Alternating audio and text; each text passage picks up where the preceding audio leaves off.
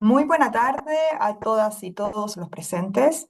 Mi nombre es Pía Macías, soy coordinadora nacional del programa Inglés Abre Puertas del Ministerio de Educación de Chile y junto a la Oficina de Relaciones Internacionales del Ministerio de Educación de Chile y los ministerios de México, Colombia y Perú, extendemos la más cordial bienvenida a todas y todos al primer webinar 2024 organizado por la Red de Inglés de la Alianza del Pacífico. Este webinar tiene una duración máxima de 2 horas con tiempos distribuidos de la siguiente forma.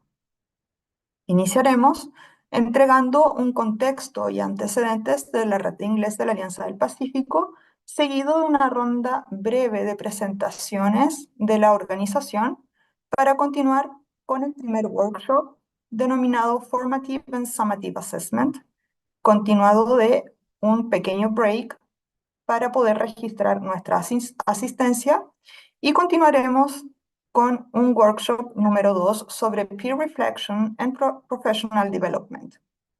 Vamos a continuar registrando la asistencia y daremos término al workshop. Antes de comenzar, como mencionaba anteriormente, quisiéramos como red mencionar como contexto que la Alianza del Pacífico nace en el año 2011 como una iniciativa de integración regional por parte de México, Colombia, Perú y Chile, con el objetivo de establecer una profunda relación económica entre los países miembros para fomentar el crecimiento, el bienestar social y la competitividad, con tal de convertirse en un bloque económico influyente a nivel mundial. En base al acuerdo marco de la Alianza del Pacífico y el objetivo respecto a buscar la superación de la desigualdad económica, en el año 2014 se creó el Grupo Técnico de Educación para apoyar el fortalecimiento y desarrollo de los asistentes de los sistemas de educación técnica de los países de la Alianza del Pacífico. Dentro de los principales ejes del trabajo de este grupo técnico se encuentra realizar un trabajo de cooperación para fortalecer el aprendizaje y la enseñanza del idioma inglés en los 4 países de la Alianza. Así es como en el año 2020 se oficializa la Red de Inglés de la Alianza del Pacífico. Esta red, que es parte del grupo técnico, presenta una oportunidad para los países miembros que buscan establecer un piso mínimo respecto al nivel de inglés de sus habitantes. Esto de la mano de los países observadores de la Alianza, los cuales gran parte son angloparlantes, como es el caso de Estados Unidos, que hoy nos acompaña a través de su oficina regional de inglés de la Embajada de Estados Unidos, y a quienes siempre agradecemos su constante presencia y colaboración. A continuación, comenzaremos con la breve ronda de presentaciones de la organización. Se inicia con México, posteriormente Colombia, seguido de Perú y finaliza con Chile y nuestros invitados, la Embajada de Estados Unidos. Damos la palabra entonces a México. Gracias, Tía. Muy buenos días a todos y todas. Agradezco al Ministerio de Educación de Chile su apoyo y la coordinación en colaboración con las oficinas internacionales de los Ministerios de Educación de Colombia, México y Perú por la organización de este primer webinar 2024 organizado por la Red Inglés de la Alianza del Pacífico. Desde México nos encontramos el día de hoy representados la Dirección General de Política Educativa, Mejores Prácticas y Cooperación de la Secretaría de Educación Pública, por su servidora Verónica Guerrero, y también está con nosotros Claudio Laria, también de la Oficina de Cooperación.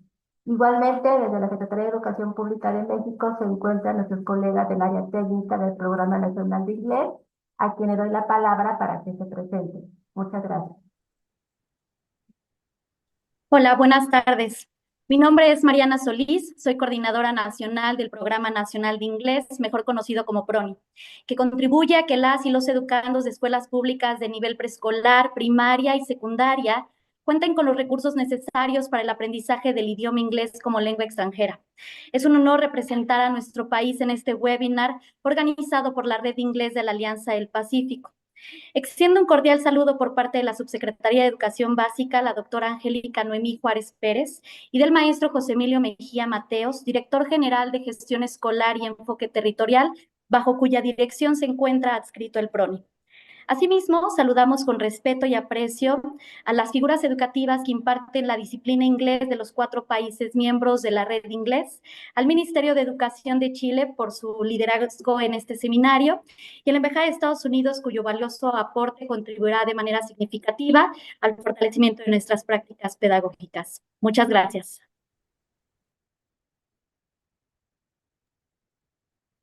Muchas gracias, estimadas colegas de México. Continuamos con Colombia. Gracias, Pía. Muy buenas tardes y también muy buenas noches a todas y todos los docentes de inglés de Perú, Chile, México y por supuesto a nuestros muy queridos docentes de Colombia. Igualmente, un caluroso saludo a todos los líderes y autoridades de bilingüismo de los 4 países. Mi nombre es Diana Juliet Pinto Candelo y soy profesional especializada del Programa de Educación Intercultural y Bilingüe del Ministerio de Educación Nacional de Colombia.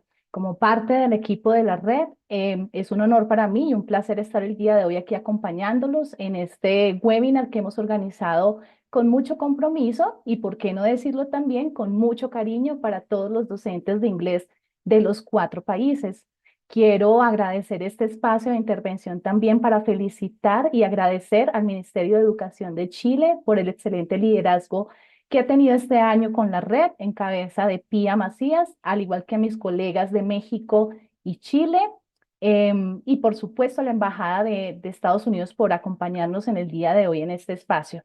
Ahora quiero darle la palabra a una persona que ha sido clave en la participación de Colombia en la red, mi compañero Néstor Suárez de la Oficina de Cooperación y Asuntos Internacionales. Néstor. Buenas noches. Complementando las palabras de los colegas de México y de mi colega Diana, agradecerles por este espacio. Sabemos que ha sido un trabajo arduo, continuo, y tenemos la certeza que hoy nuestros docentes van a ser beneficiados con este webinar. Esperamos que no sea solamente el primero, sino que sea el inicio de un proceso a largo plazo que pueda fortalecer la enseñanza del idioma inglés en nuestros 4 países. Muchísimas gracias.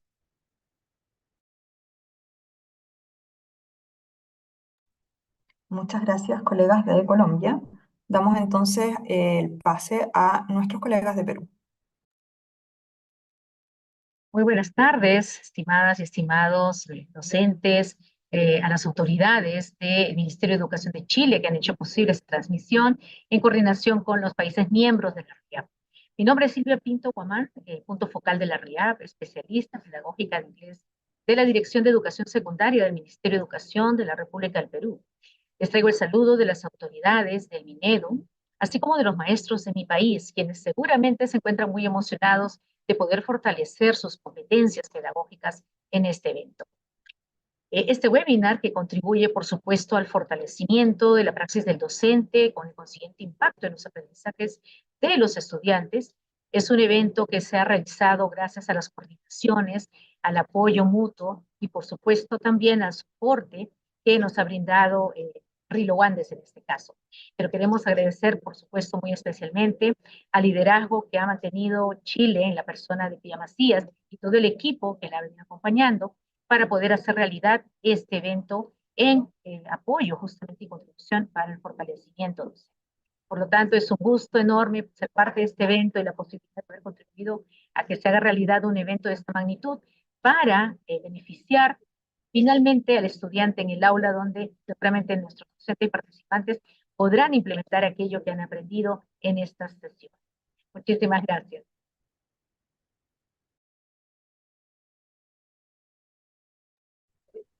Buenas tardes con todos. Gracias, Silvia, bueno, para acompañar las palabras tan pertinentes que ha comentado Silvia. Solamente quiero felicitar el gran liderazgo que ha tenido Chile en la organización de esta importante actividad y sobre todo el trabajo proactivo que he sido testigo y han venido realizando semana tras semana para llegar a este momento. Sé que es un momento que nos va a servir mucho, muy enriquecedor y pues muchísimas gracias por todo el apoyo que hemos estado recibiendo, tanto de nuestra área técnica como de todas las áreas de los 4 países. Reciban el saludo de la doctora Roxana Mayorga, jefa de la Oficina de Cooperación, quien está muy pendiente.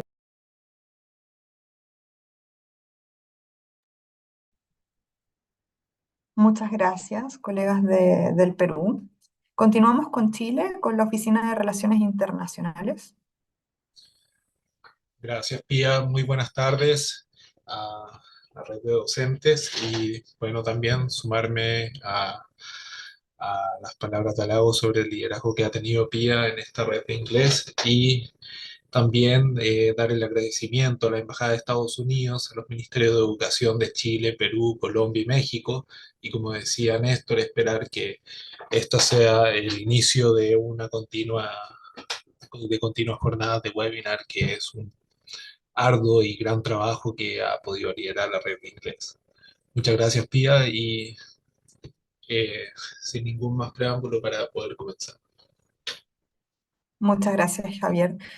Finalmente, quisiera agradecer a todas y todos los presentes que están agregándose a nuestro webinar. Estamos muy contentos desde Chile de contar con la presencia de nuestros profesores. Acá en Chile son las 7 de la tarde y están llegando después de una jornada laboral a unirse a esta instancia de capacitación, que es uno de nuestros principales objetivos como red de inglés.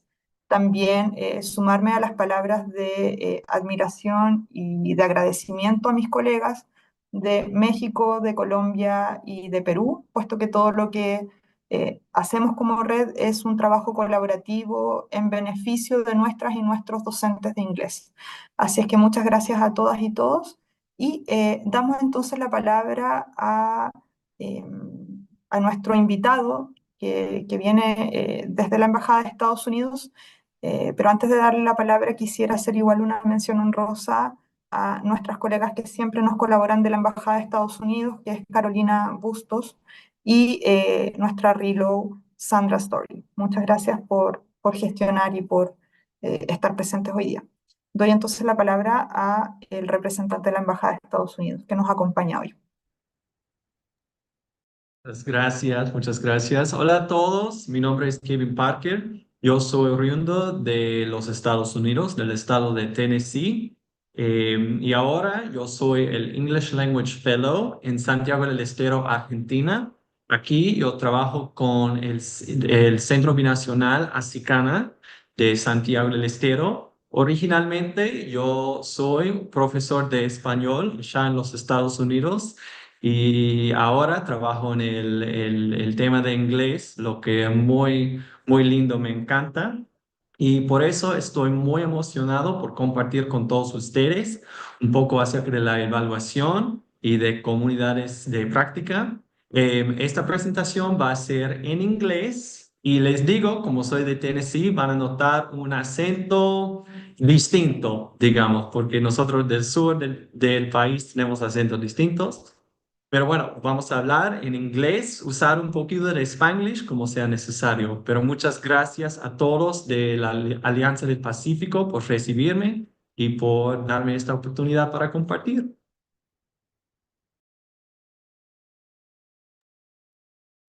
Muchísimas gracias, Kevin. Entonces, para comenzar, damos inicio a este webinar con mucha alegría. Vamos a entregar la palabra a Kevin para que pueda él proyectar su presentación, la primera sobre Formative and Summative Assessment. Muchas gracias, Kevin. Te escuchamos atentamente. Muchas gracias de nuevo. Thank you very much. I am going to share my screen. Okay, can you see my screen? Wonderful. Wonderful. So today we are going to talk about fostering learning through meaningful assessment. I think sometimes when our students think of assessment, they automatically think of something scary, like, oh no, it's a test, it's going to be difficult. And so my goal today is for us to rethink how we can use assessment, both formative and summative, to help our students grow in their proficiency.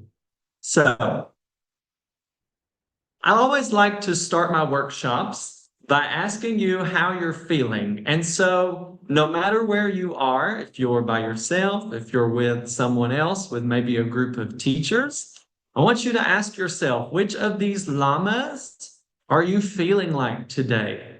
So maybe you're feeling like llama number 2. It's been a long day and you're really tired. Maybe you're llama number 8. It's the end of your school year and you're ready for a break. I'll tell you, I'm feeling like llama number 4 today because I'm very happy to have this opportunity to be here and to share with you all. So I'll give you like 10 seconds to think about which llama you are. And if you're sitting with someone, you can share with them. If you haven't used this type of activity, si no has usado esta actividad en clase, te las recomiendo porque es muy buena para empezar la lección. A los chicos míos les ha encantado. All right. So for today's agenda, we're going to talk about the relationship between assessment and proficiency. Y perdón porque yo hablo con las manos y tener solo una caja así me hace un poco... Bueno, me hace un poco apretado aquí, pero no hay drama. So we're going to talk about assessment and how it relates to our proficiency or how our students perform in English. Then we're going to look at some steps to implement proficiency-oriented assessment. And so that's where we're going to talk about summative assessments. We're going to talk about rubrics. We're going to talk about formative assessments. So those are the assessments you do throughout your lesson, throughout your unit. And then finally, we're going to talk about grading, probably the one topic that makes all of us teachers feel a little tense. And then finally, I'm going to share some examples with you of how in my own classroom, I've implemented a proficiency-oriented assessment system. So that is our plan for today. Ese es nuestro plan de hoy. Okay, throughout the workshop, you're going to see this that says, let's reflect. And what I would like for you to do is just to take a moment where you are to self-reflect. And so I'm going to propose some questions, and I would like for you just to think about your own teaching and some things that you do, maybe some things you would like to do better. So, without further ado, let's start. Let's reflect. So we'll think a little bit before we get started. I would like for you to think about 2 questions. Question number 1, what is the purpose of assessment in your classroom? So why do you assess your students? Do you give them assessments because maybe you have to give a grade? Maybe you need to keep your students accountable so that they're doing their work and participating. Do you give them assessments because you want them to keep up with their progress, to track their progress? What is that like in your classroom? I will confess, in my classroom, when I was a new teacher, I really only used assessment because it was an expectation. So in all schools, we have to give some kind of assessment, some kind of grade. And so I really, at the beginning, didn't use assessment like I could be using it. And so as I learned more about proficiency-oriented assessment, it really made assessment better and more meaningful for my students. And then the second question to consider, how often do you assess your students? So maybe you assess your students once a week. Maybe you assess them once every 2 weeks. Maybe you assess them every day. Maybe you assess them multiple times every day. There are different ways of thinking about assessment. Okay, so first, let's quickly talk about proficiency-oriented assessment. So according to ACTFL, the American Council on the Teaching of Foreign Languages, they say proficiency is the ability to use language to accomplish communication objectives. So when we're thinking about proficiency and assessment, we want to think, how do our assessments help our students communicate? Does my assessment really help them communicate in a real world situation or not? So in order to think about this, I'd like you to think about, this is Bitmoji, Kevin, don't we look alike? Parecidos somos que no. And I would like for you to think about, what language does Bitmoji Kevin need in order to communicate in this situation? So here he is, he looks very happy, he's going to the bakery. What language does he need in order to talk, to interact, to get what he needs? And I will tell you, of course, Spanish is my second language, English is my first language. And so thinking about this idea came from, what Spanish do I need when I go to the bakery? So here are some things I considered. Bitmoji Kevin, or I, we need to be able to use greetings. We need to say hello to the person working. We need to say, how are you? ¿Cómo estás? We need to use basic words like gracias, right? I also need to be able to tell the person at the bakery, quiero, o me das, o necesito, something like that, right? I don't necessarily need to know every form, like quiero, quieres, quiere, queremos, queréis, quieren, but I do need to be able to say that I want something. Por favor is another good word, right? And then I also probably need to be able to identify a few different foods. So pan, galleta, anything in a bakery, right? I need to be able to ask cuánto cuesta, how much does it cost? So I need to know some numbers. And then finally, I need to be able to thank, say gracias, to the person working at the bakery. And so there are all these different things in communication that I need to be able to do in order to be successful. So thinking about this situation, this is my personal real world context. Let's say that my assessment is whether or not I can successfully have an interaction at a bakery in Spanish. And so the reason I include this is because when we're thinking about proficiency and assessment, we must ask ourselves, do our assessments focus on communication and proficiency? Or in other words, what can our students do with the language? So when we're, for example, with the bakery, can I communicate what I need, tell the person what I need? Can I understand how she responds? Can I thank her? All of these different pieces of language I need in order to be successful in communicating. So do we focus on, with our assessments, our tests and quizzes, what students can do? Or, and again, this is maybe a difficult question, but we really have to be honest with ourselves. Do our assessments focus on what students know about the language? So that means, are we asking our students what they know about grammar rules? Do they know this list of maybe 60 vocabulary words? So we have to think about, what is our goal? Of course, we all want our students to be able to communicate and interact. And so we need our assessment to reflect that goal. So in talking about proficiency-oriented assessment, we get to focus on and celebrate what our students can do. And so when we make communication our primary goal, it's much more encouraging for our students, because they know, okay, Maybe my teacher isn't going to quiz me on all of the first, second, third mixed conditionals. Maybe that isn't necessarily the goal. However, the goal is talking about what I would buy if I had $1 million, que compraría si tuviera $1,000,000. And so that's exciting because our students know they can be successful if they can communicate.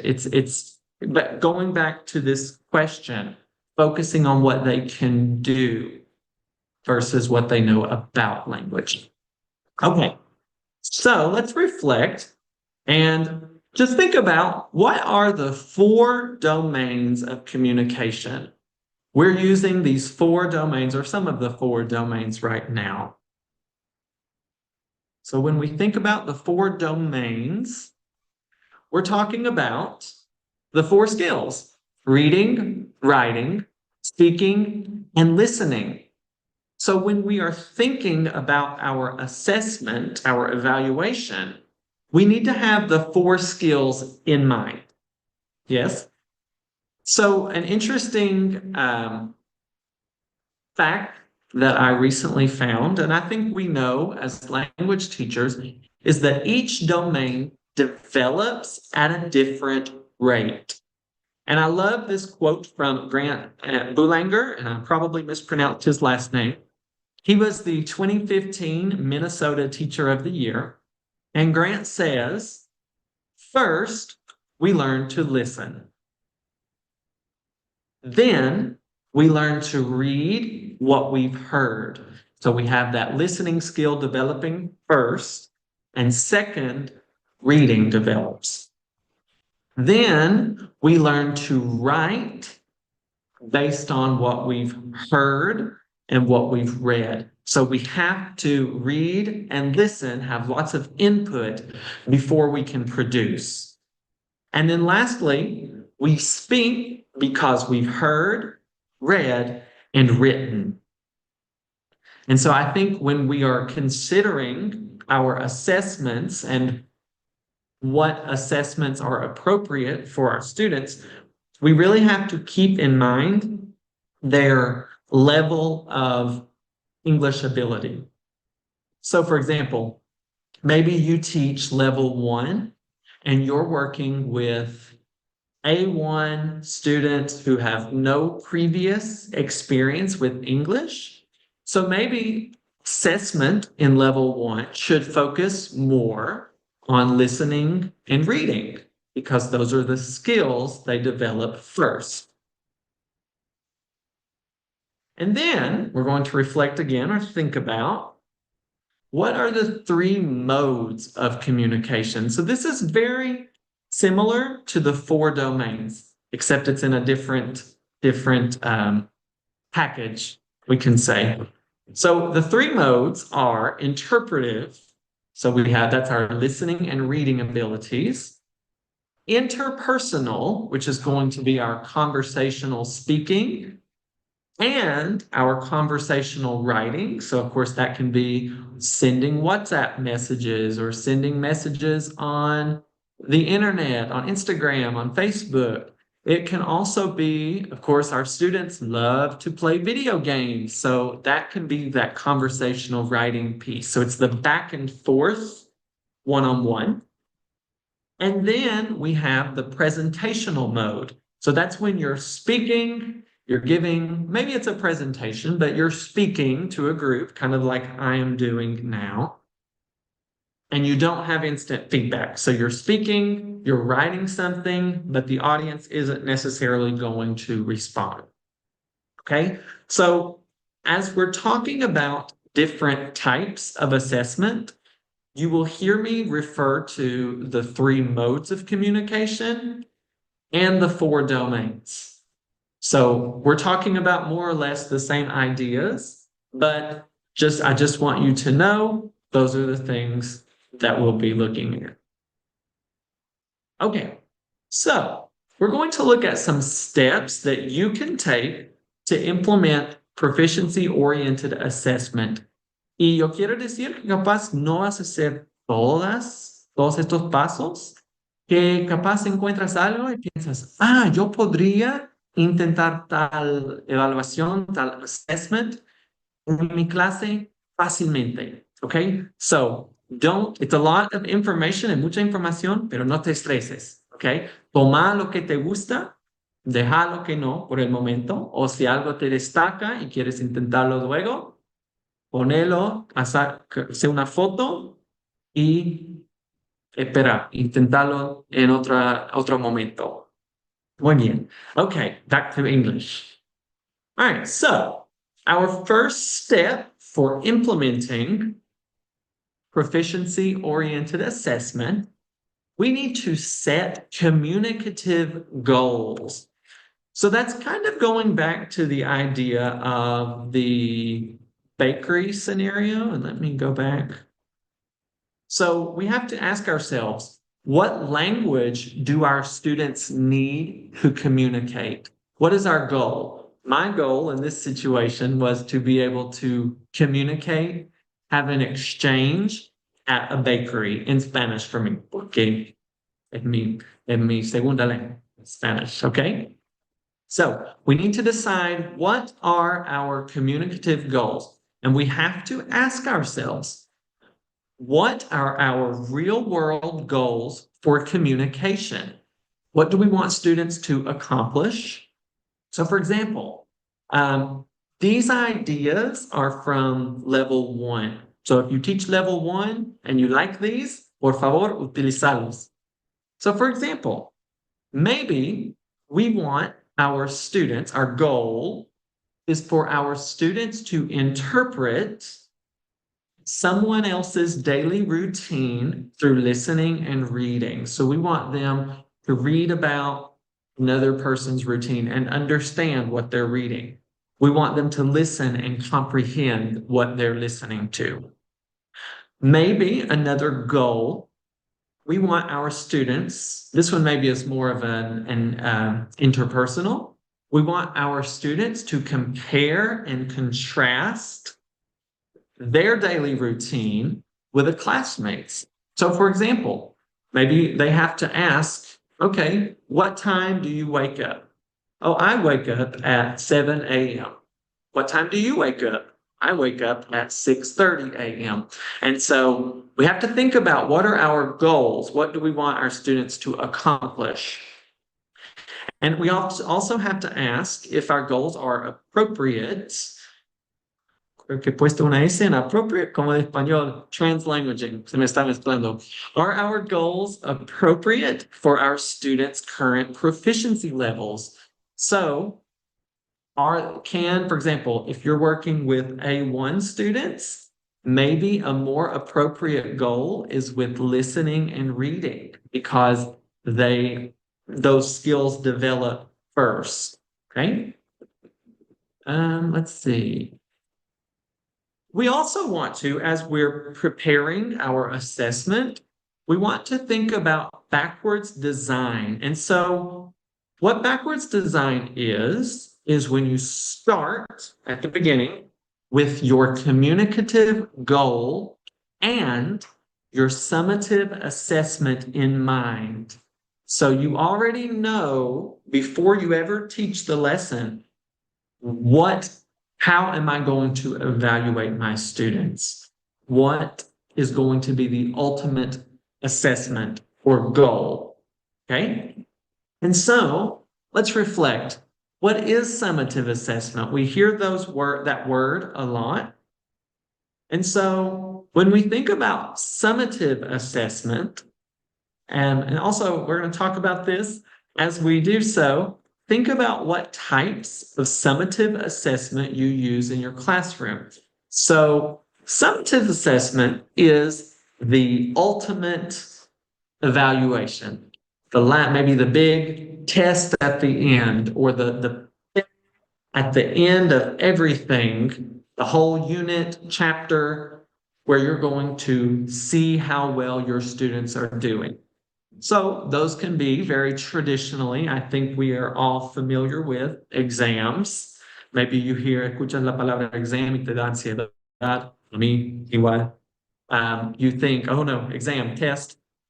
Actually, de hecho, yo dejé de usar la palabra exam y la palabra test en mi aula hace como 2 años y se tranquilizaron mis estudiantes por eso. Pero obviamente les he dado test, pero le he dado otra palabra. It can also be a project. Maybe you want your students to work and create something together. This can be your summative. It can be a paper or an essay. So it can be a portfolio. Portfolios, those are when you maintain students' work, so maybe different assessments in one folder, and then you compare how well they did at the beginning with how much they progressed toward the end. Another summative assessment can be a presentation. You can ask your students to talk about. These are very good for our B1, B2, C1 students, right? Because they have lots of more language in their brains that they can produce with. Standardized assessment, that can be when those are like the international exams.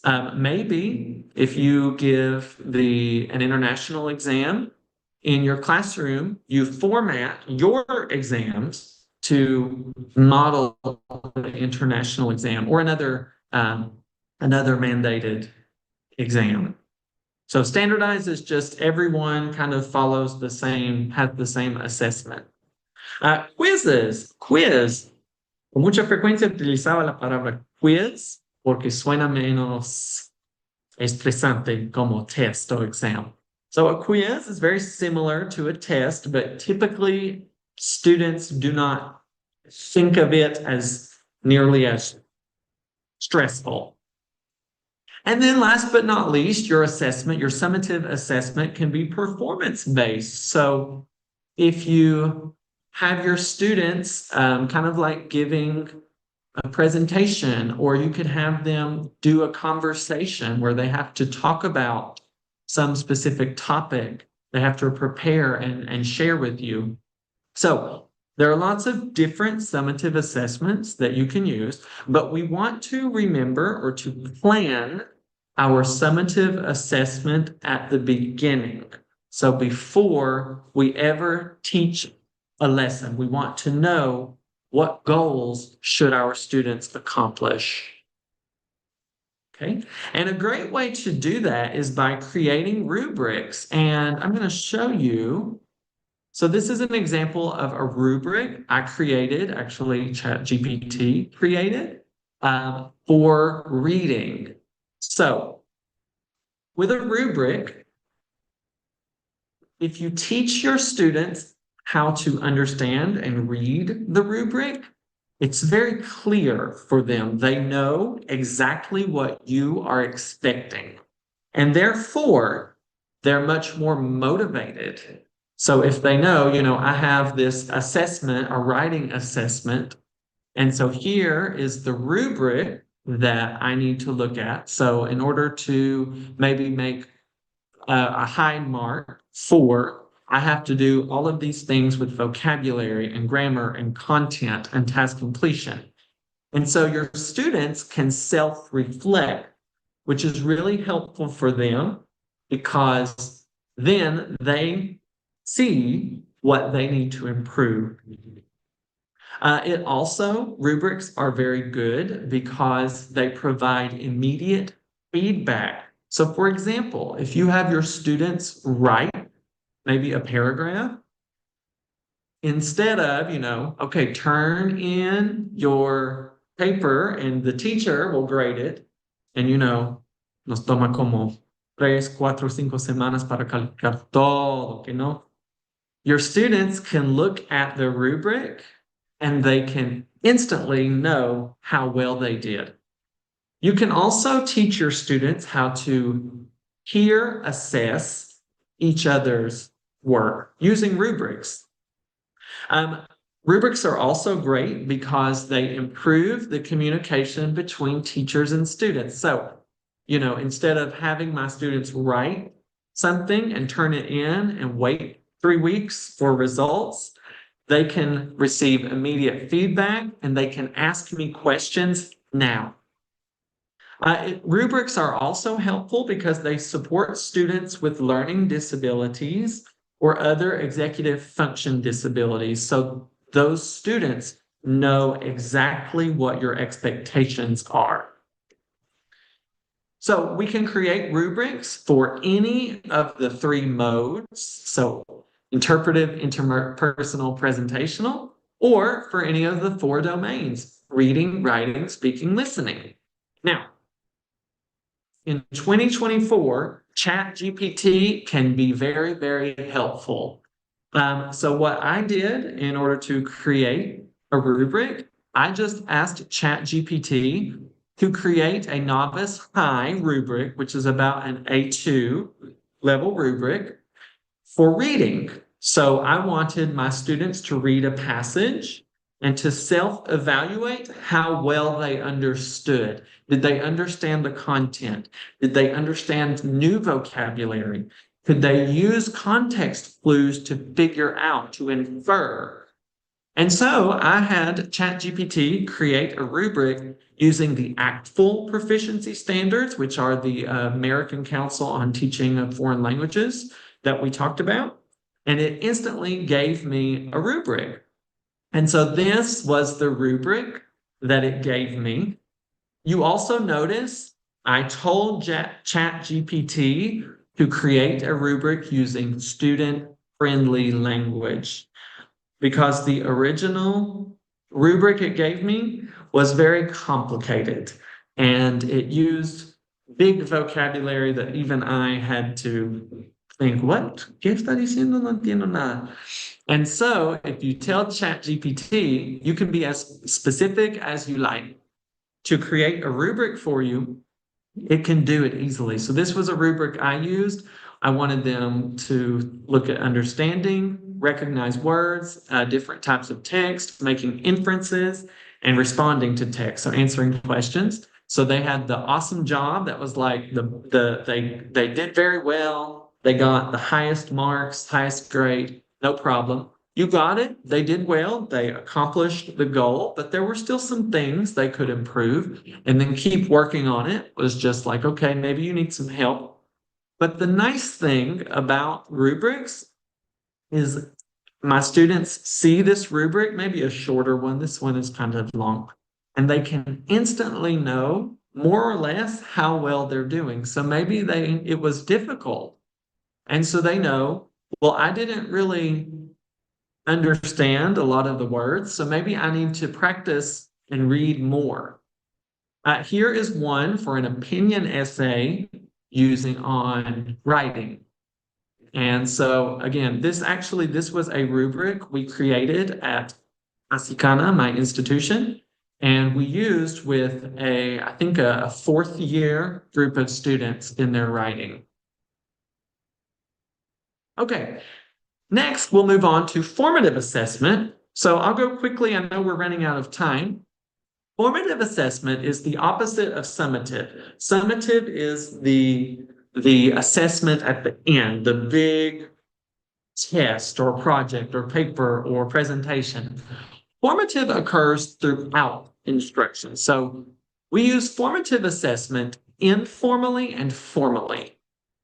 Informal can occur every day in your class.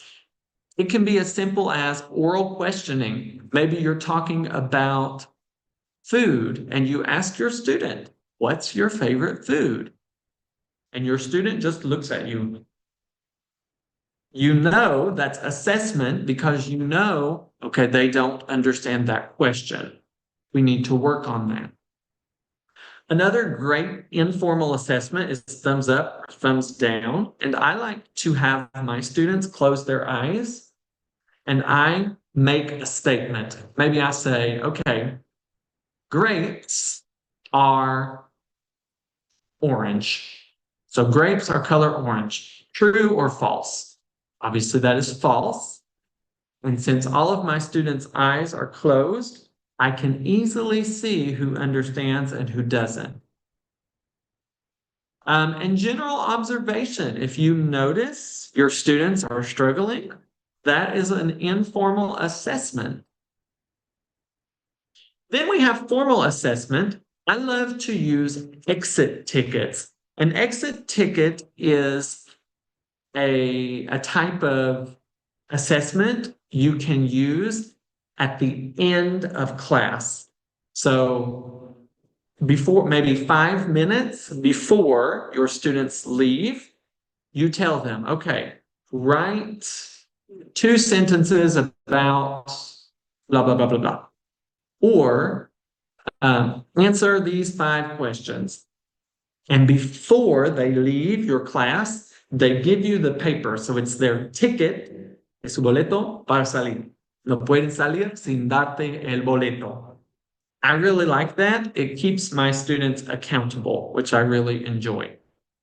And it helps me to know how well they understand, what they need to work on, etc. Quizzes can be great formal assessments as well. Writing samples, short writing, you can use also. I would not suggest a long essay, but I would say a short writing can be a great assessment, maybe a paragraph. Okay. All right.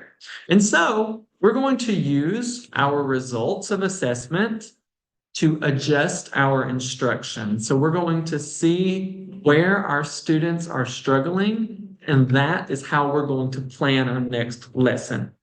And this is why formative assessments are so important, because we need to know how well our students are doing, are progressing, if we want them to be proficient. Okay? And then last but not least, grading. So what are some ways we can simplify grading? Yeah, I assume many of you have many students. Trabajas en una aula con bastantes alumnos, ¿que no? Cuando yo estaba enseñando en los Estados Unidos, casi siempre tenía como 35 alumnos por clase. Entiendo, no es tanto como algunos, pero era bastante para que califiquen. So, what did I do? What can I do? Going back to those rubrics, I would teach my students how to self-assess and how to peer assess. So my students might write a paragraph, and then they exchange and they read and assess each other's. Y eso ahorra bastante tiempo para todos. Student-friendly rubrics, we talked about that. You want to be very specific, because if you tell students, okay, just read it, they don't know what to look for. So you have to tell them, okay, make sure the writing, si escribes un párrafo acerca de otra persona, make sure it is written in third person. Así que ellos tienen que buscar eso de third person. Use I can statements. Yo puedo. So, for example, at the beginning of a lesson, you can say, okay, your goal for today is the following. I can interpret information about other people's routines in reading and listening. And so your students know exactly what they should be able to do. Here's another example. I can compare my daily routine with someone else's daily routine in writing. So again, your students know from the beginning exactly what is expected of them. And then we want to celebrate their success. I think we as English teachers, nosotros tenemos una oportunidad muy única para enseñar de una forma de que no pueden enseñar los profes de matemáticas o de literatura, que nosotros podemos celebrar el éxito que tienen en comunicarse. Esa es la meta, ¿no? So, I hope you like this meme. My goal is for you not to be like this gift. So that you not have to take home lots of papers. You can try strategies to help your students and to help you too. Porque nosotros teachers necesitamos cuidarnos igual. Okay, really quickly, what does this look like? I'm sharing ideas from my own class. And so in rethinking grades, we're talking about grades. Thinking about proficiency does require a shift in your mindset. So traditionally, grading is very focused on accuracy and knowledge. Is it right or wrong? It's easy for us to grade wrong, wrong, incorrect, incorrect. Okay, they got 20% correct, right? And it's easy for students to look at their grade and just forget it. So, esta es la forma de evaluar tradicionalmente, en donde los alumnos están más enfocados en el número. Ah, recibí correcto, 60%, pasé, right? But if we think about proficiency-based assessment, we're focusing on students' abilities in the 4 domains: reading, writing, speaking, listening. ¿Qué pueden hacer con esas materias? The students see opportunities to grow. Rubrics are very helpful. And then we celebrate what they can do.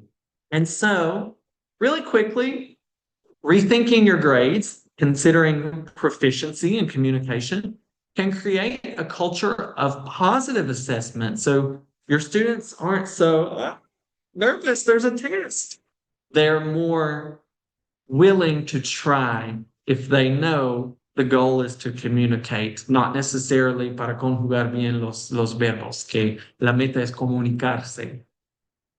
You can start small. You can try maybe try rubrics with one class. And then if you have ministry expectations, see if you can align your grading system with those expectations. So if you can, if your students are expected to be a B1 level by the end of a year, how can you create assessments to help your students reach that goal? I think we're running out of time, so I had in my class, voy a hablar en español. En mi clase había hecho una sección acerca de atletas y deportes, porque en Argentina, a mis alumnos les encanta Messi, obviamente, right? And so, antes de empezar la lección, la sección de esto, yo había decidido cuáles eran mis metas. Understand details of a story using target structures como gramática y vocabulario, y compare and contrast information about various athletes. Así que tenían que leer acerca de diferentes atletas. And then finally, their presentational goal was to retell, contar la historia que habíamos creado en clase con un compañero. Así que tenían que hablar de un tema conocido.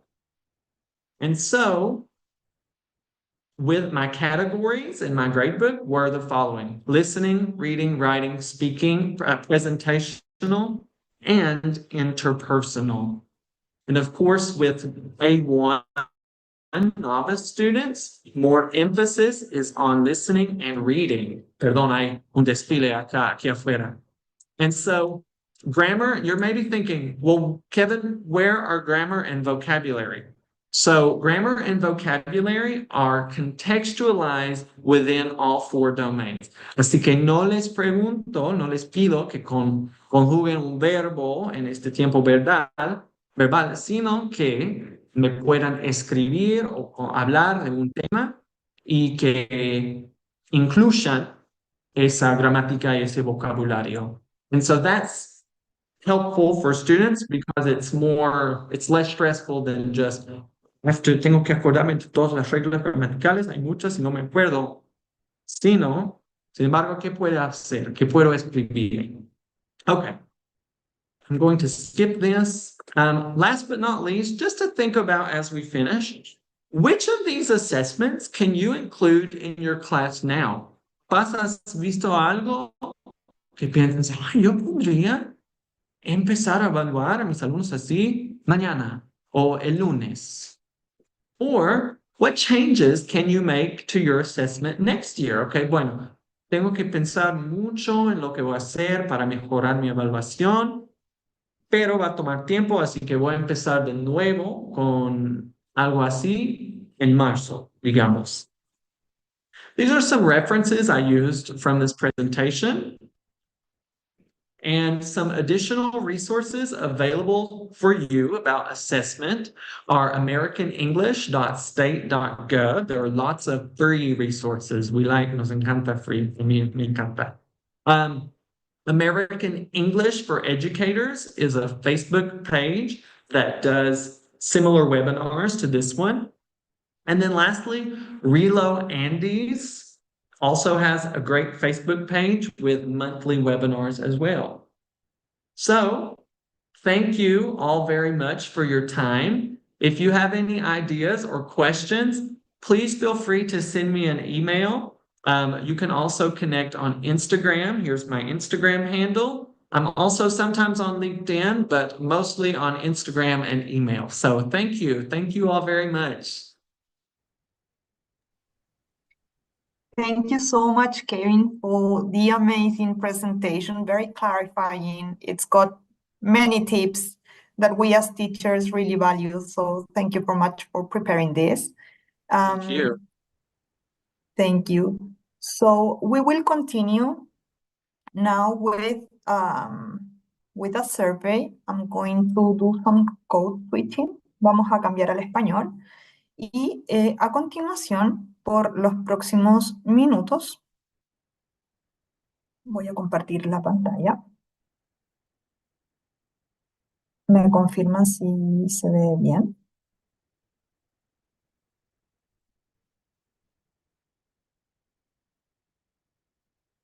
Bien. Muchas gracias. A continuación, vamos a dar algunas recomendaciones.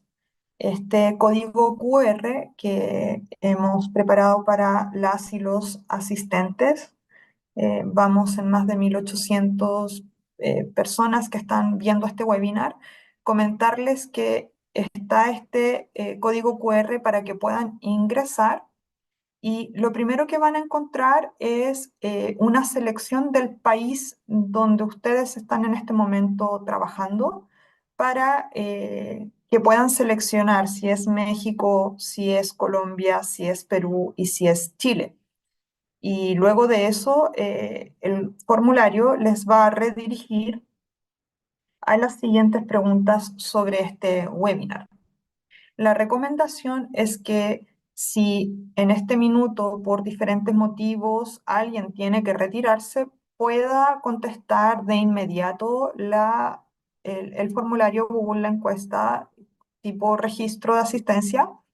Si no, si se queda a todo el webinar, le recomendamos que lo haga al finalizar los dos talleres que tenemos preparados para ustedes. El siguiente taller tiene la temática de reflexión entre pares y desarrollo profesional docente, peer reflection and professional development. También estará a cargo de Kevin Parker. Por tanto, vamos a dejar algunos minutos a continuación, alrededor de 5 minutos, para que puedan generar su registro de ser necesario ahora y de lo contrario puedan tomar un break de 5 minutos para luego pasar al próximo taller. Así que vamos a dejar por unos minutos entonces la presentación con el código QR.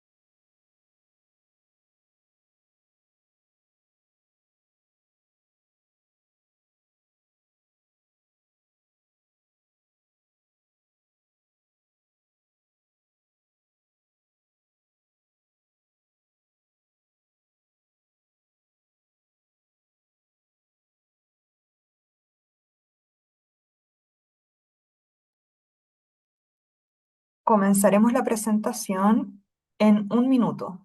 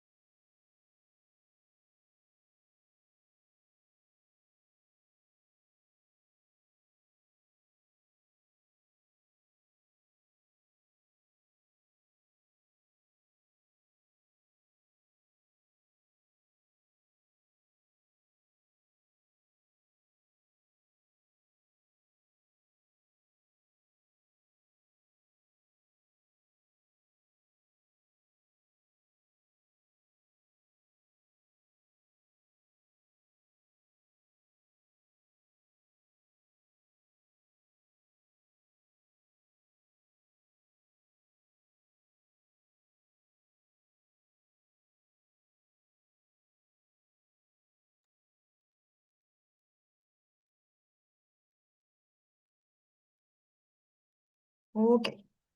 Welcome back, everyone. Dejamos a continuación nuevamente a Kevin Parker con la segunda parte de este webinar y final para dar inicio entonces al segundo taller.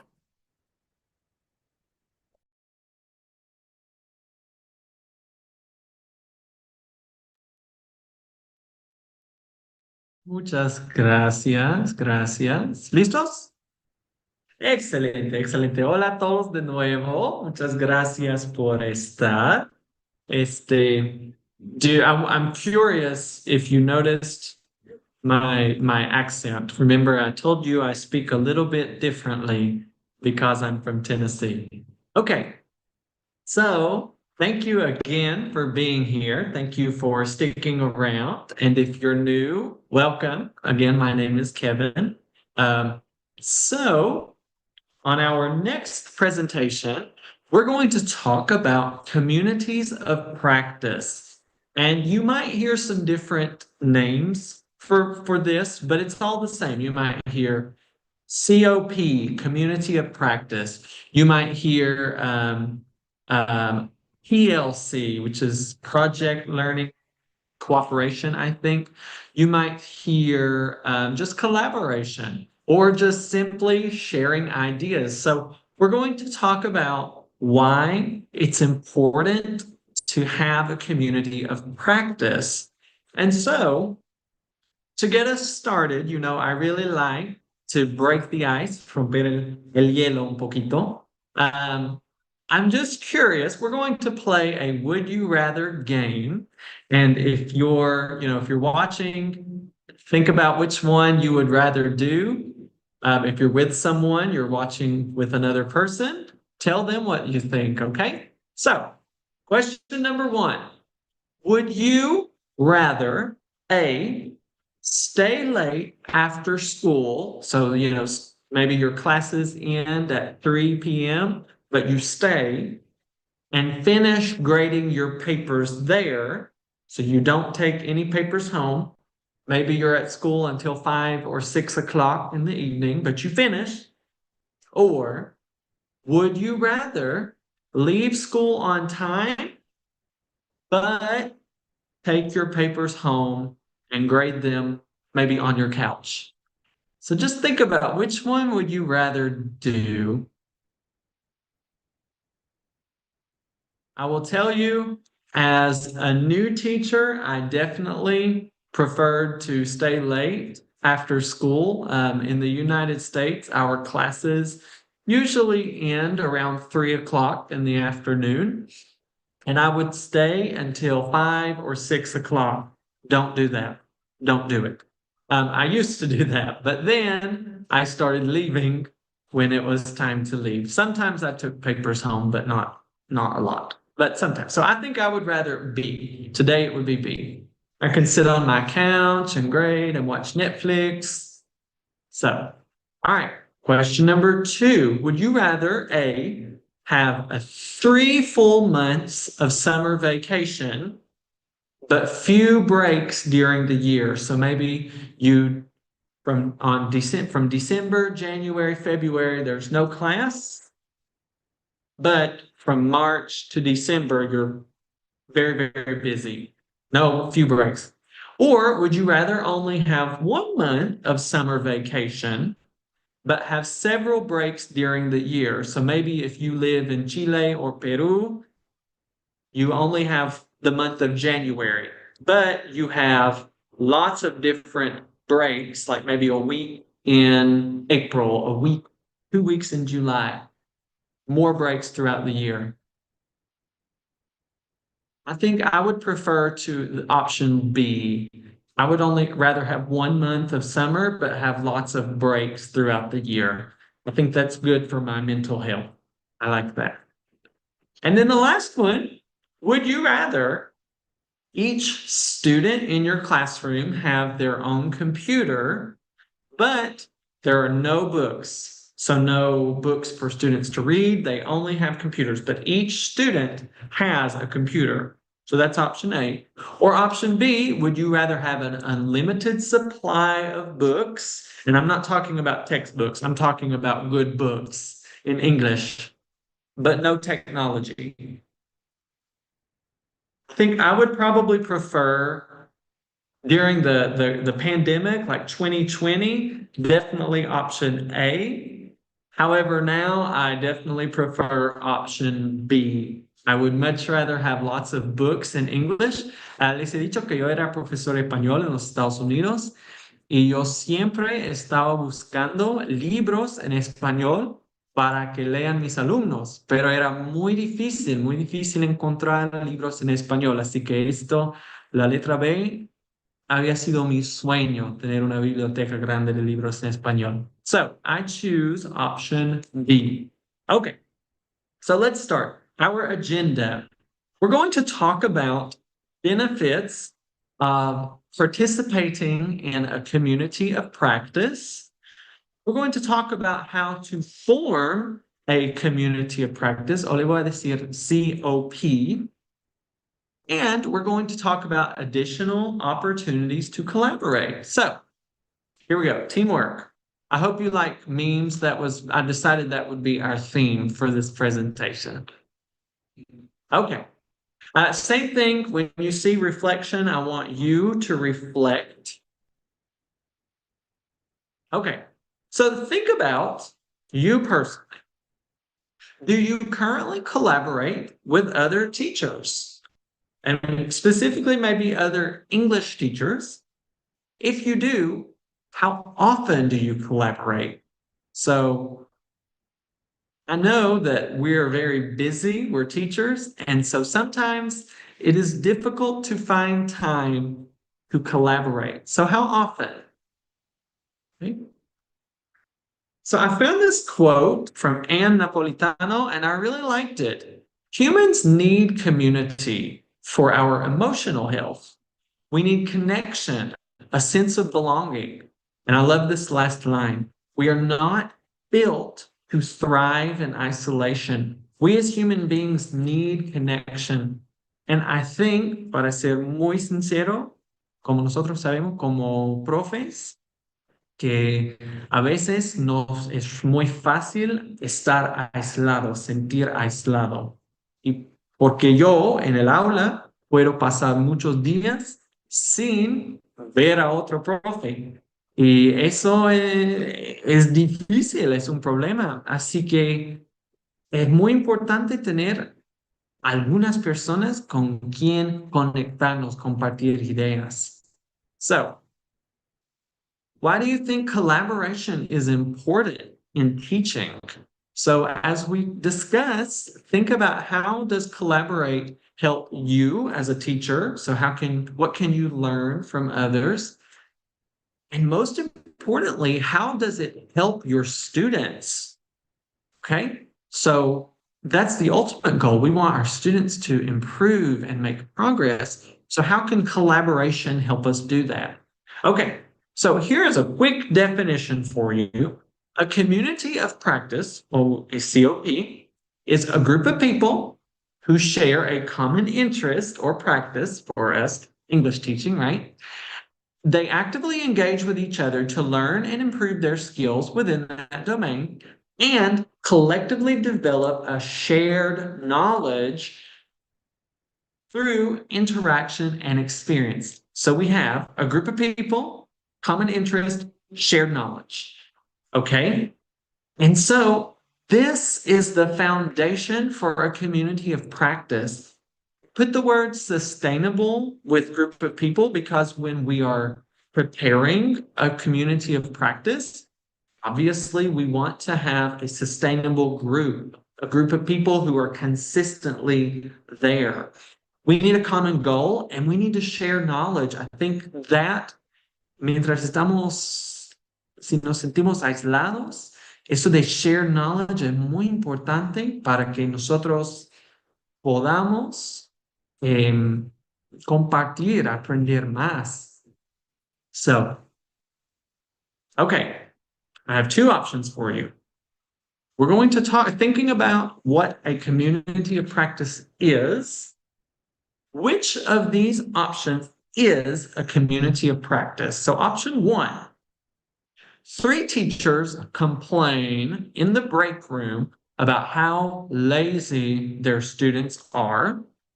Or option 2, 5 teachers work together to brainstorm ways to increase student engagement and participation. I'll give you 5 seconds to decide option 1, option 2, which is a community of practice. Here we go.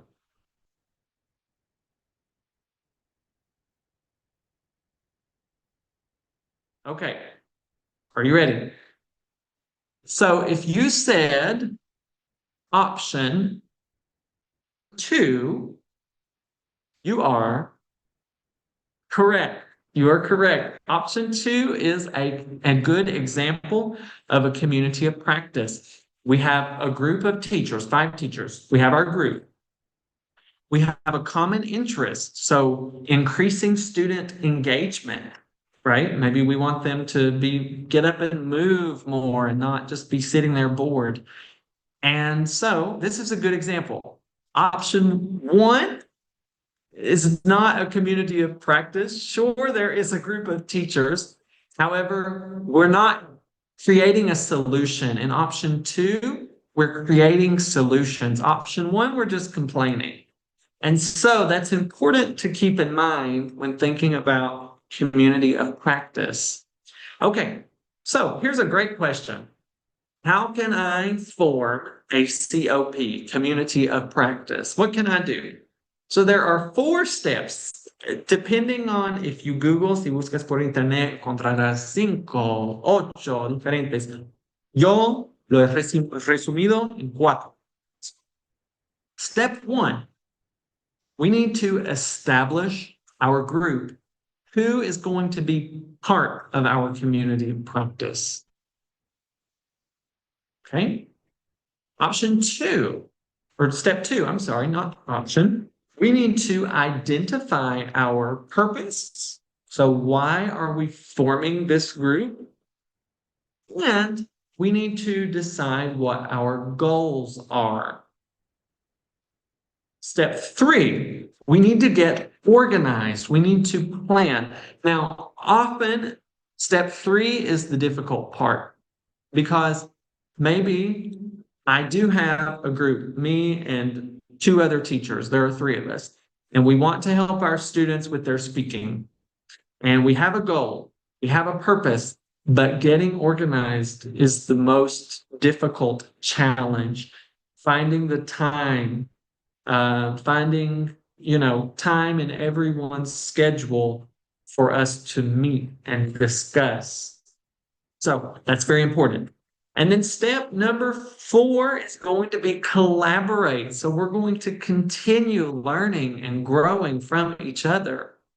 So let's look at the 4 steps. And as we look at these, I want you to ask yourselves some of these questions, okay?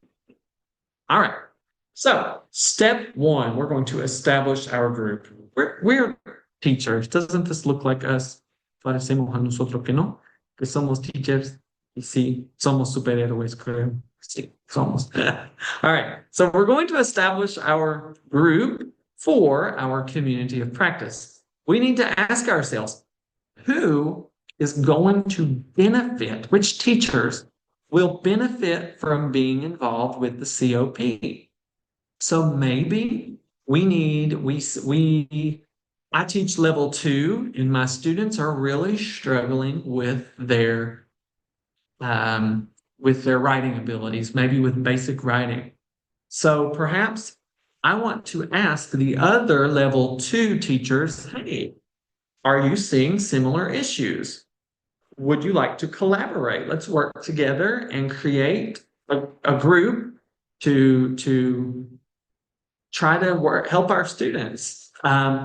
Also, maybe, I teach level 2. Maybe I want to ask a level 3 teacher and see if they can join the group and share some strategies.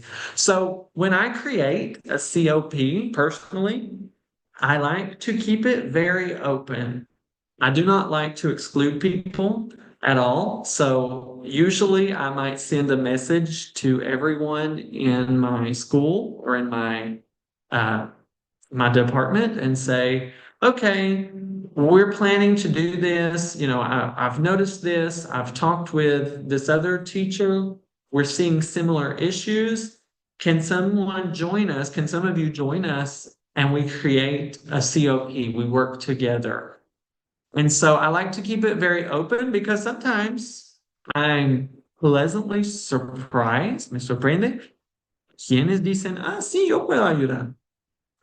I no creía que quisieras. And so it's nice because it helps to grow some more professional relationships. And I learn from someone I never expected to learn from. So it's always good. We also need to ask, will this COP include teachers from my school or multiple? Yo he estado en situaciones como era profe de español, sí, todavía soy profe de español. Yo tenía muchos alumnos cuyas familias eran inmigrantes. Y nosotros en mi escuela habíamos creado una clase muy parecida a la clase de literatura en Latinoamérica en español, pero necesitábamos una clase para los chicos que hablaban español en la casa, pero que capaz no manejaban muy bien la escritura y la lectura. Sí tenían mucha habilidad por hablar y por entender, entendían todo, pero no escribían bien. Así que yo en mi escuela era el único profe de la escuela, del distrito. Así que para crear un COP, yo había publicado en un grupo de Facebook para profes de español para alumnos hispanos en los Estados Unidos. ¿Hay alguien cerca de mí que quiera colaborar, que quiera trabajar? Yo encontré a como 3 profes que me decían que sí, quisieran y eran de diferentes estados y nosotros nos uníamos por Zoom para crear diferentes ideas, para compartir. Y era muy lindo porque yo, siendo el único profe en mi escuela, me sentía aislado allá. Así que era muy bueno tener una comunidad. And so we also need, in talking about COPs and forming our group, will other school officials be involved? So maybe, capaz, puede tratarse de classroom management, como manejar el comportamiento en el aula. Maybe we need to also include a school counselor. We know, después de COVID, la pandemia, que hay mucha necesidad en el comportamiento, en la madurez de nuestros alumnos. Así que nos puede servir muy bien involucrar a consejeros, por ejemplo, en tal grupo. So, lots of things to consider. Next, we need to identify our purpose and our goals. And so, we have to just decide, what goal do we hope to accomplish? What is the point? And then we have to also decide, how will we determine success? How do we know if we are successful? And so it's really, really important, kind of like como el backwards design, summative assessment, digamos, de la otra presentación, que para nosotros mismos, tenemos un summative assessment de nosotros de qué vamos a cumplir, cuál es nuestra meta, what are we working for? That's very, very important. obviously, we have to think about how our community of practice will benefit our students, because that's the ultimate goal, right? We want our students to improve. So, what's the goal? Who's in the group? What's the goal? How will it benefit our teaching? Of course, right? How are we going to get better? I will say, digo que yo, la verdad, he aprendido un montón como profe de español e inglés. Yo he aprendido muchas ideas de profes que ni eran de inglés ni de español. Yo aprendí bastante, tenía un community of practice con algunas colegas que eran profes en la primaria. Yo era profe de la secundaria, en la preparatoria, en la high school. Y me encontraba con un grupo de profes que enseñaban el tercer grado, chicos de 8 años. Yo tenía chicos de 16, 17 años. Pero nosotros, bueno, ellas me daban muchas ideas a mí que me servían bastante, que sigo utilizando. Así que no necesariamente tiene que ser tu community of practice, solo profes de inglés. Vamos a hablar más de eso al rato. Okay, step 3. Now we have our people, we have our goal. We need to get organized. So we have to decide who is going to be our group leader. Who's going to take charge and send the create the WhatsApp group and send the message and ensure people are attending and contributing, right? When are we going to meet? Do we want to meet once per week? Do we want to meet once every 2 weeks? Do we want to meet once a month? And how often? With a community of practice, we can decide how many meetings we want to have, how often, how long, where we will meet. You know, this is especially great in 2024. We have Zoom, so we can meet virtually, right? Like we're doing. This is incredible. I love this. Will there be an agenda at the meeting? Are we going to decide? We're going to start with the goal in mind. We're going to remind ourselves, talk about our goal, and then we share. What do we do? And so that, of course, even though these are very simple things, often these steps, step 3 is what hinders, what stops a community of practice from being organized, because we're busy. Nosotros como teachers siempre andamos ocupados, nos piden más y más y más. So I'll also say this: if you are a new teacher and you think, oh, I'm new, I'm overwhelmed, like, how can I be a leader? This is a really good way for you to start showing leadership. You know, obviamente, como un teacher nuevo, hay muchas cosas de que vas aprendiendo y que te cuestan. Bueno, nosotros todos nos cuestan. Pero vos puedes ser la persona que dice, bueno, quiero ayudar en esto, capaz, voy a ver si formamos un grupo para colaborar, para pensar en ideas nuevas. And that can be a good opportunity for you to start being a leader in your school or in the profession.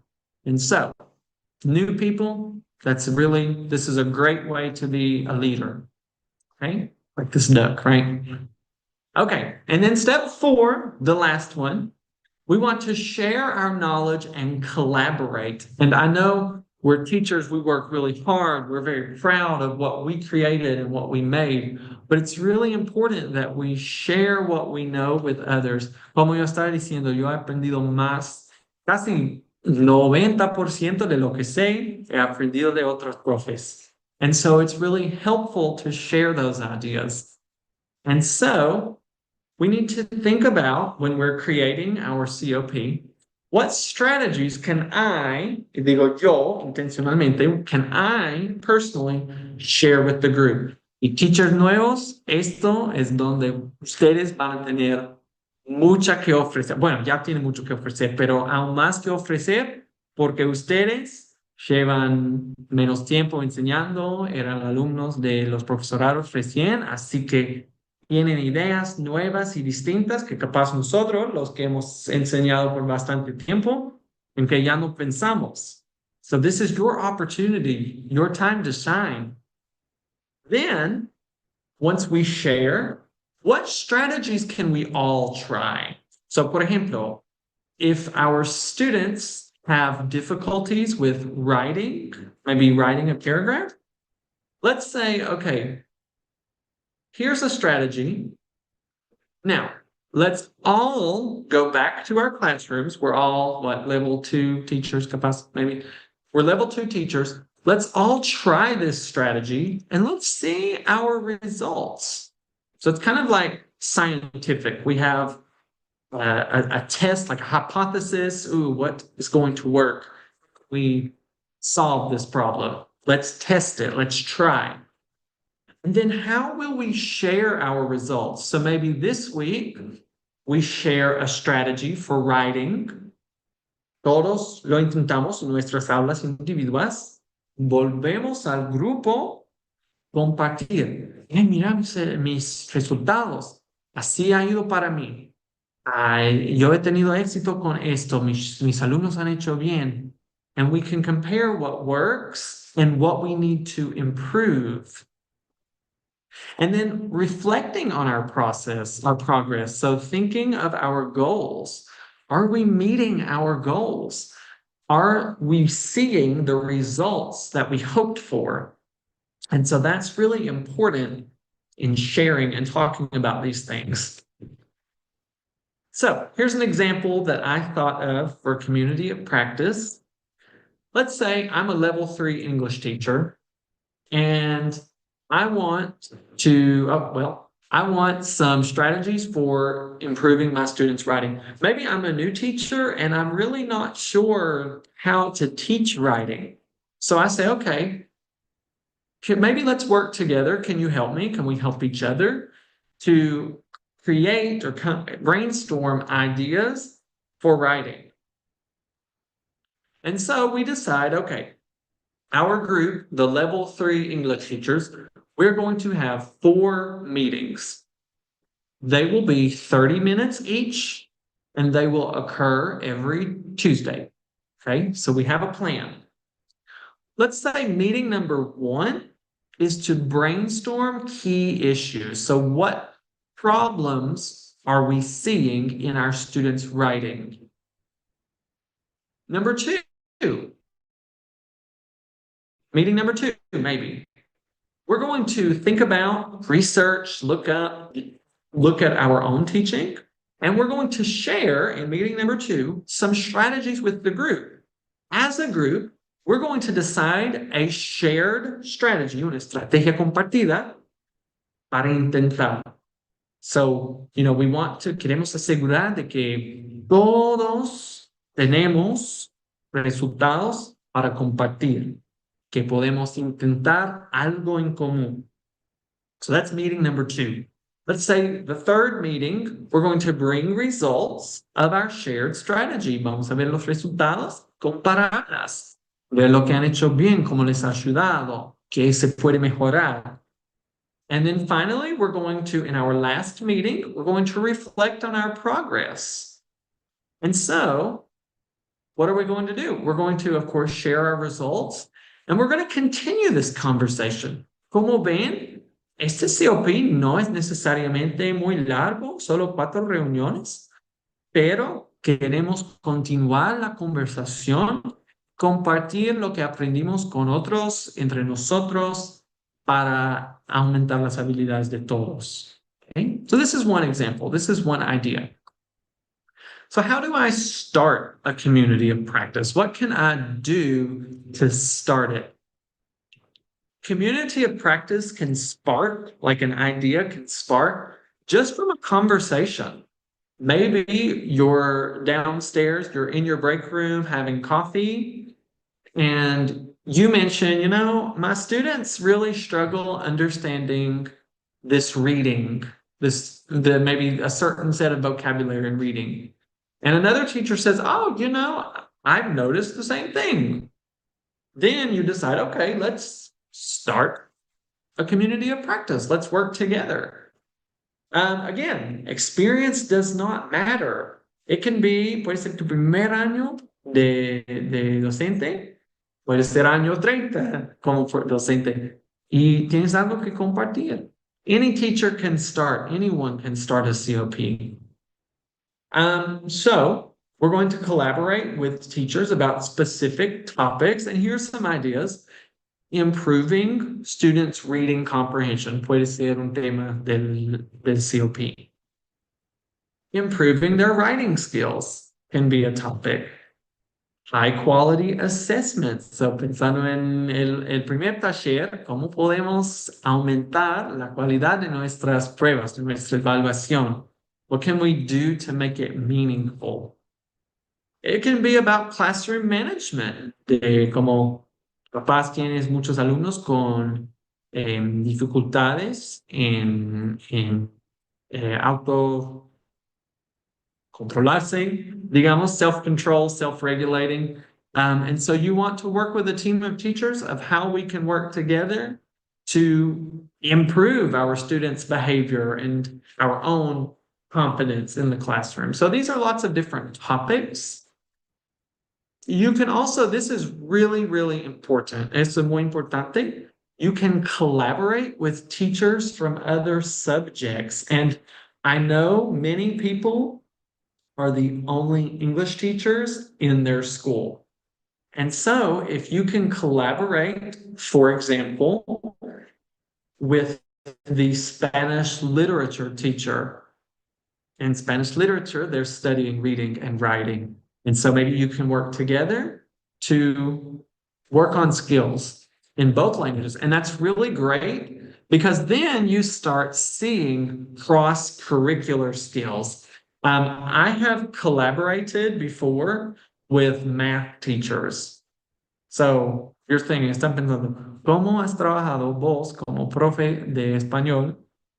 Has trabajado con profes de matemáticas, ¿qué tienen en común? Y lo que pasaba fue que los profes de matemáticas tenían dificultades en ayudarles a sus alumnos a aprender el vocabulario y la verdad que ni sé yo, los círculos, esos son muy, muy sencillos, pero vocabulario más avanzado. Y los profes de matemáticas se acercaban a nosotros, los profes de lenguaje, y dicen, ¿tienen recomendaciones para ayudarnos a enseñar el vocabulario? Y nosotros les habíamos colaborado, trabajado juntos. Hemos dicho, ¿por qué no intentas usar gestos como gestures, right? Por ejemplo, si tienes que enseñar, y lo voy a decir en inglés porque no sé la palabra en español, perpendicular, concepto de la geometría, que cuando hables y les enseñes, vos, el profe, haga el gesto. Esto es perpendicular. Y lo sé porque ese era un ejemplo. Así que es una línea así, otra línea arriba, 90 grados. Y enseñarles a los chicos a hacer lo mismo cuando escuchen la palabra perpendicular. Será parecido en español que no. Bueno, los profes intentaban esa estrategia, nos juntamos de nuevo y dicen, eso les ha ayudado bastante. So, that's a good example of how you can work with other teachers, different subjects, to have a COP.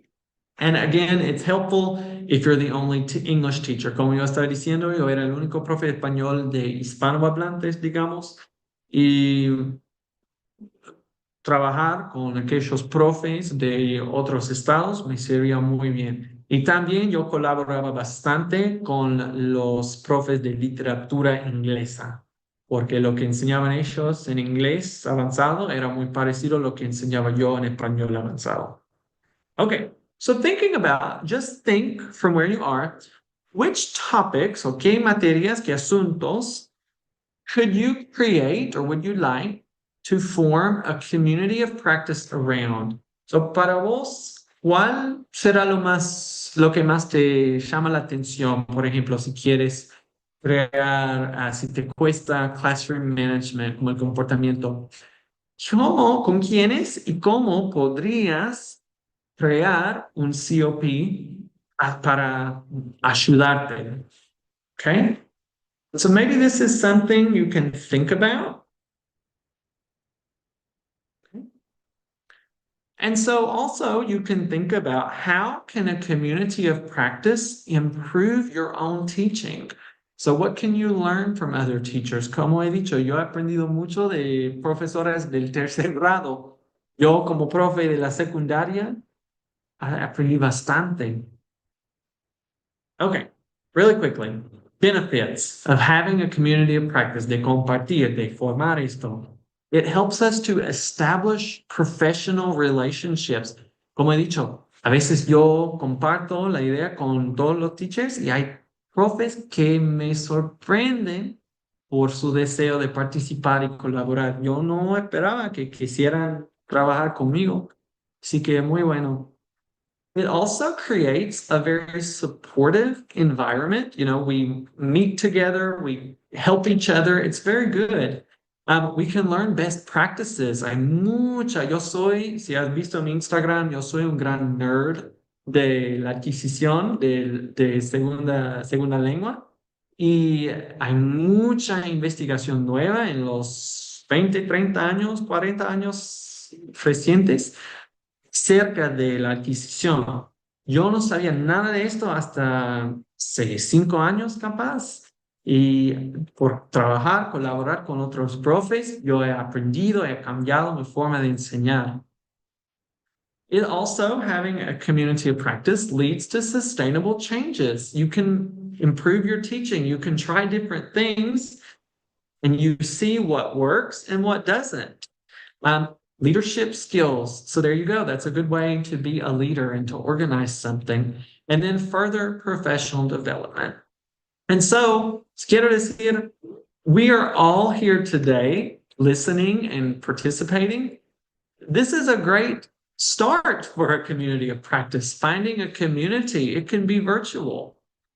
So, what are some additional opportunities for collaboration? Now, if you get on Facebook, you can probably type in English teachers in Mexico, Colombia, Peru, Chile, whatever country, and you will probably find at least 2, 3, 4, 5 Facebook groups. And I'm in several Facebook groups as well for both English and Spanish teachers, and I get lots of good ideas from there. I'm assuming most of you probably are too. You can also join TESOL associations, and I looked online. You have Mex TESOL, TESOL Colombia, Peru TESOL, and TESOL Chile. So if maybe you can join, and then when the annual TESOL conference occurs, maybe you can attend. Sometimes there are grants and things you can find to attend. And then lastly, I mentioned these in the other presentation, but they really are helpful. Online webinars through the American English for Educators Facebook. In fact, I believe I saw a webinar today. I think there was a webinar earlier today. And then per usual, the Relo Andes Facebook page, there's usually a monthly webinar with a specialist. She's wonderful this year. She has great practical strategies. And so just having those resources and commenting in the chats and getting new ideas from other teachers really is super, super helpful. And I highly recommend, if you do, voy a decirlo en español, si te sientes aislado como en tu ambiente de enseñanza, yo sí te recomiendo que busques algunos compañeros virtualmente en grupos de Facebook con otros profes, porque nos va a servir muy bien y nos va a ayudar a sostener nuestra enseñanza, nuestros dones, para no sentir burnout, como cansado, que no. So, te lo recomiendo que aproveches de estas oportunidades y más que ves. And as before, thank you very much. If you weren't here, send me an email, follow me on Instagram, and I'm excited to hear what you come up with. Por favor, es muy me ayuda mucho a mí a saber que ustedes intentan algo y que les ha servido bien. Así que por favor, no duden en mandarme un mensaje para avisarme y de cómo te va. Thank you so much. Thank you, Kevin. It was great to have you here today. There were more than 1,500 people connected till the end of your presentation. So we are very Thank you. happy. Thank Thank you you, all. Kevin. Thank you. Bien, vamos a cambiar nuevamente el idioma para poder insistir con la última parte de nuestro webinar. Ay, bien. Entonces, para finalizar, en los próximos 5 minutos, queremos dejar nuevamente el código QR con el registro de asistencia y en lo posible contestar hasta el final, puesto que hay algunas preguntas que hacemos sobre la valoración de este webinar y todas las respuestas son más que bienvenidas, queremos continuamente mejorar y vamos a dejar entonces por los próximos 5 minutos el registro de asistencia y la encuesta y posterior a eso finalizaremos este webinar.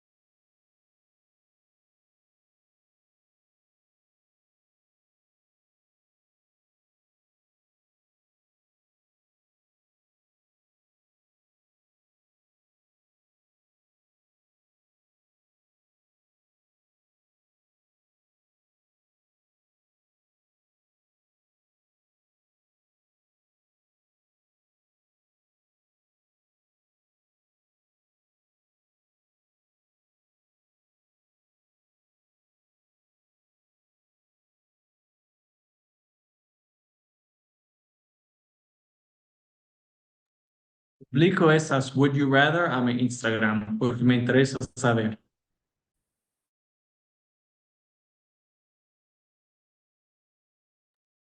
Disculpa, Kevin, no capté lo que dijiste. He dicho, yo he publicado esas preguntas de Would You Rather a mi Ok, Instagram porque yo sí quiero saber qué dice la gente. perfecto, gracias, Kevin.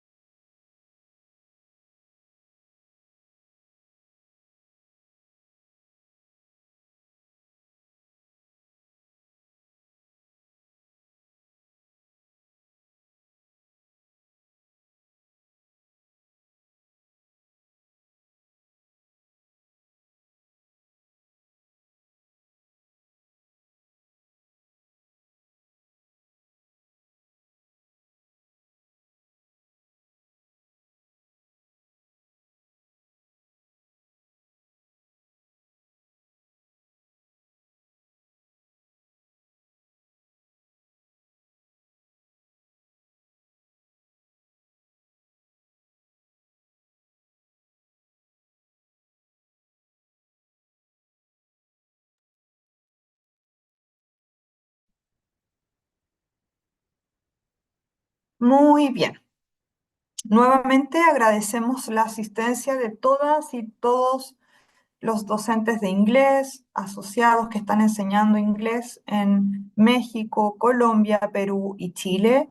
Agradecemos siempre la colaboración de nuestros amigos de la Embajada de Estados Unidos por las presentaciones que hicieron. Muchas gracias, Kevin. Aprovecho de informar que me han comunicado que tenemos y contamos con la autorización para poder hacer envío del material que hoy día fue presentado a todos y todas quienes se han registrado y han terminado de enviar sus respuestas a través de la encuesta que hicimos hace unos minutos atrás.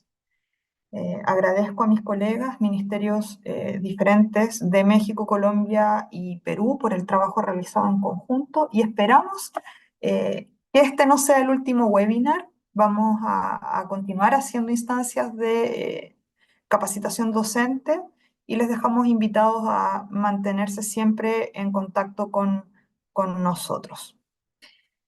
Vamos entonces a finalizar la transmisión dentro de poco y nos vemos próximamente. Que estén muy bien, muy buenas tardes y noches.